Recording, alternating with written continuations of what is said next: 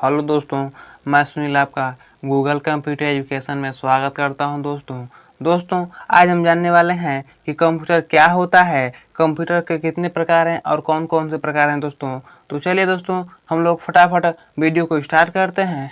दोस्तों पहला आपका हेडिंग है दिया है कि कंप्यूटर का परिचय यानी कि इंट्रोडक्शन टू कंप्यूटर। कंप्यूटर क्या होता है दोस्तों, उसके बारे में हम लोग जानेंगे। तो चलिए दोस्तों देखते हैं। दोस्तों कंप्यूटर क्या है दोस्तों, कंप्यूटर शब्द की उत्पत्ति कंप्यूट शब्द से हुई है। किससे दोस्तों, तो कंप्यूट शब्द से, आपको याद रखना है, ठीक है। कंप्यूटर शब्द की उत्पत्ति किससे हुई है, तो कंप्यूट शब्द से हुई है, जिसका अर्थ है गणना करना। कंप्यूट का अर्थ क्या होता है दोस्तों, तो गणना करना होता है, ठीक है। अब आगे दोस्तों कि अतः बोलचाल की भाषा में इसे कैलकुलेटिंग डिवाइस माना जाता है, ठीक है। यानी कि गणना करना को हम बोलचाल की भाषा में क्या बोलेंगे दोस्तों, तो कैलकुलेटिंग डिवाइस मानेंगे, ठीक है। जो अर्थमेटिकल और लॉजिकल ऑपरेशन को तेजी के साथ कर सकता है, ठीक है।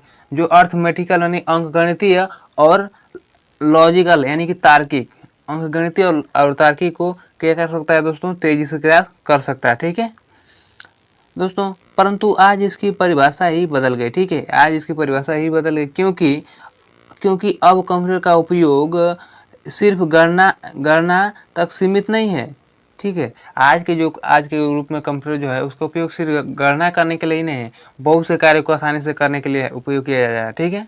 आज इसका उपयोग म्यूजिक, ग्राफिक्स, इंटरनेट आदि अन्य क्षेत्र में हो रहा है, ठीक है। यानी कि आज इसका उपयोग क्या हो रहा है दोस्तों, तो म्यूजिक में हो रहा है, ग्राफिक्स में हो रहा है, इंटरनेट और अन्य क्षेत्रों में भी इसका उपयोग हो रहा है, ठीक है।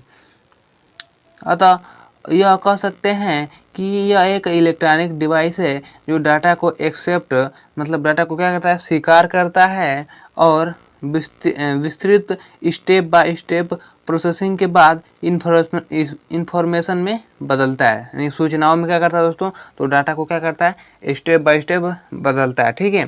और आउटपुट रियल प्रस्तुत करता है। जो इन्फॉर्मेशन सूचनाओं को इन्फॉर्मेशन में बदल कर दोस्तों उसको आउटपुट के रूप में क्या करता है, तो प्रस्तुत करता है, ठीक है। यह हमारी आवश्यकताओं के अनुसार डाटा को एक्सेप्ट, स्टोर और मैनिपुलेट करता है। यानी कि हमारी आवश्यकताओं के अनुसार दोस्तों ये डाटा को क्या कर सकता है, स्वीकार करता है, स्टोर मतलब इकट्ठा करता है, रखता है, और उन्हें मैनिपुलेट यानी कि आवश्यकताओं के अनुसार उसे क्या करता है, उसको चलाता है, ठीक है। चलिए दोस्तों आज हम जानते हैं कि कंप्यूटर के कितने प्रकार हैं, ठीक है। यानी कि कंप्यूटर के कितने प्रकार होते हैं उसको चलिए जानते हैं हम लोग फटाफट। कंप्यूटर के प्रकार यानी टाइप ऑफ कंप्यूटर। दोस्तों कंप्यूटर कितने प्रकार के होते हैं, तो दोस्तों कंप्यूटर मुख्यतः 3 प्रकार के होते हैं। कौन कौन दोस्तों, तो फर्स्ट है एनालॉग, सेकेंड है डिजिटल और थर्ड है हाइब्रिड, ठीक है। यानी कि कंप्यूटर दोस्तों 3 प्रकार के होते हैं। कितने, 3 प्रकार के, एनालॉग कंप्यूटर, डिजिटल कंप्यूटर और हाइब्रिड कंप्यूटर।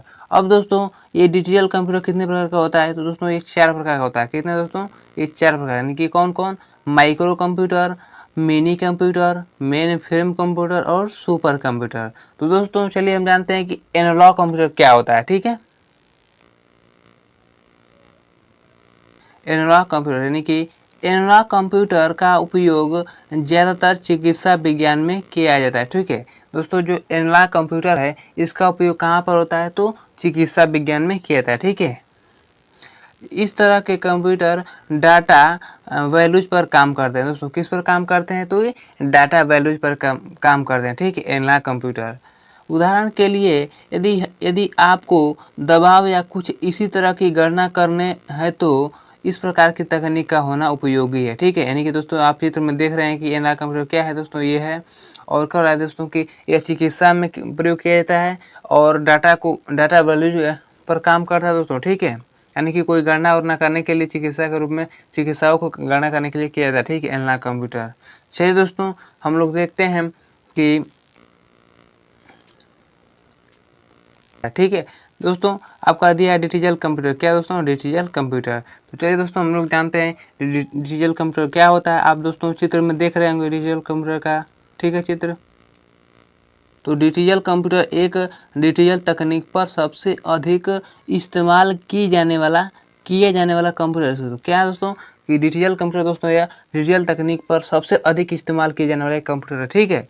जो क्या दोस्तों, जो आजकल व्यापक रूप से उपयोग किया जाता है और पसंद किया जाता है। ठीक है, जो डिजिटल कंप्यूटर है, यह डिजिटल तकनीक पर सबसे इस्तेमाल किया जाने वाला कंप्यूटर है, जो व्यापक रूप से दोस्तों क्या ये आजकल बहुत ज़्यादा में उपयोग किया जा रहा है। ठीक है, इस तरह के कंप्यूटर माइक्रो प्रोसेसर तकनीक का उपयोग करते हैं, जो डिजिटल है और 1 सेकंड में लाखों निर्देशों की गणना और क्रियान्वित बनाए रखने के सक्षम है दोस्तों। यानी कि दोस्तों जो डिजिटल कंप्यूटर है वो 1 सेकंड में दोस्तों लाखों निर्देशों का कर सकता है, तो गणना कर सकता है। ठीक है दोस्तों, डिजिटल कंप्यूटर को 4 भागों में बांटा गया है। ठीक है, कितने भागों में दोस्तों, तो डिजिटल कंप्यूटर को 4 भागों में बांटा गया है। तो चलिए दोस्तों हम लोग प्रत्येक भाग को जानते हैं कि कौन कौन।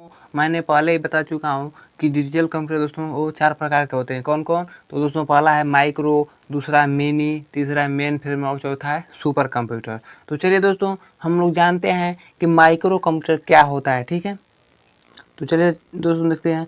दोस्तों माइक्रो कंप्यूटर क्या, दोस्तों प्रोसेसर बहुत छोटा होने के कारण माइक्रो प्रोसेसर और डिवाइस को माइक्रो कंप्यूटर कहा जाता है। क्या दोस्तों, कह रहा है कि अगर प्रोसेसर बहुत छोटा होने के कारण माइक्रो प्रोसेसर और डिवाइस को क्या कहा जाता है दोस्तों, तो माइक्रो कंप्यूटर कहा जाता है। आपको याद रखना है। ठीक है, माइक्रो कंप्यूटर सिंगल डिवाइस का उदाहरण क्या है दोस्तों, यह एक सिंगल डिवाइस का उदाहरण है। डेस्कटॉप, लैपटॉप जैसे में दोस्तों लैपटॉप, पैमटॉप, नोटबुक, पीडीए इत्यादि। ठीक है, इनके माइक्रो कंप्यूटर के क्या उदाहरण दोस्तों, तो लैपटॉप, पैमटॉप, नोटबुक और पीडीए क्या है दोस्तों, ये माइक्रो कंप्यूटर के उदाहरण। ठीक है, चलिए दोस्तों हम लोग देखते हैं मिनी कंप्यूटर क्या होता है दोस्तों। तो मिनी कंप्यूटर का चित्र है दोस्तों, क्या ये मिनी कंप्यूटर है दोस्तों।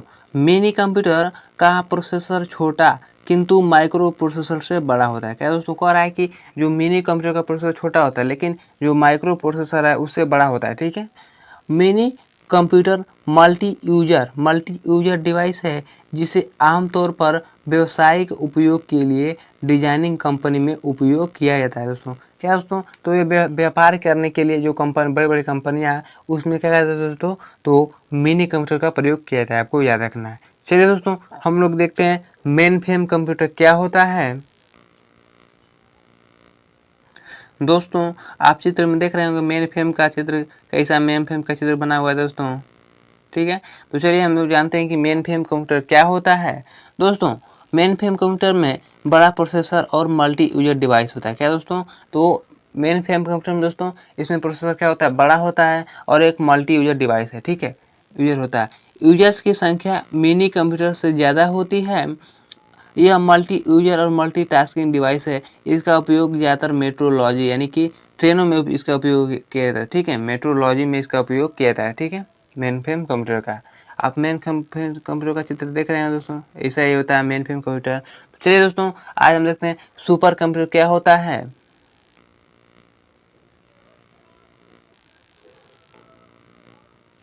तो सुपर कंप्यूटर क्या दोस्तों, तो सुपर कंप्यूटर की प्रोसेसर अन्य कंप्यूटर की तुलना में सबसे बड़ा है। ठीक है, निकोल है दोस्तों कि जो सुपर कंप्यूटर का प्रोसेसर है ये तीनों कंप्यूटर से क्या होता है दोस्तों, तो इसका प्रोसेसर सबसे बड़ा होता है। ठीक है, और यह प्रोसेसिंग क्षमता क्षमता और डिवाइसों की तुलना में सबसे अधिक है। ठीक है, यानी कि प्रोसेसिंग क्षमता और डिवाइसों की तुलना में क्या है दोस्तों, ये सबसे अधिक है। यह मल्टी यूजर सबसे तेज गणना करने वाला डिवाइस है। क्या दोस्तों, ये सबसे तेज गणना करने वाला डिवाइस है। आपको याद रखना है। ठीक है दोस्तों, सुपर कंप्यूटर का उपयोग आमतौर पर गणना के उद्देश्यों के लिए न्यूक्लियर साइंस में किया जाता है। किसमें दोस्तों, तो विज्ञान में किया जाता है। अधिकांश वैज्ञानिक कार्य में इसका क्या उपयोग किया जाता है। ठीक है दोस्तों, क्रेवन क्रेवन दोस्तों क्या आपको याद रखना है, क्रेवन। ठीक है, क्रेवन पहला सुपर कंप्यूटर। क्या दोस्तों, और पूछे कि पहला सुपर कंप्यूटर कौन सा है दोस्तों, तो आपको बताना क्या है दोस्तों, क्रेवन। ठीक है, क्रेवन क्या है दोस्तों, पहला सुपर कंप्यूटर है दोस्तों। भारत का पहला सुपर कंप्यूटर क्या है दोस्तों, तो परम 8000। क्या दोस्तों, परम 8000 आपको याद रखना है। ठीक है, चलिए दोस्तों हम जानते हैं कि हाइब्रिड कंप्यूटर क्या होता है। ठीक है, चलिए हाइब्रिड कंप्यूटर को जानते हैं।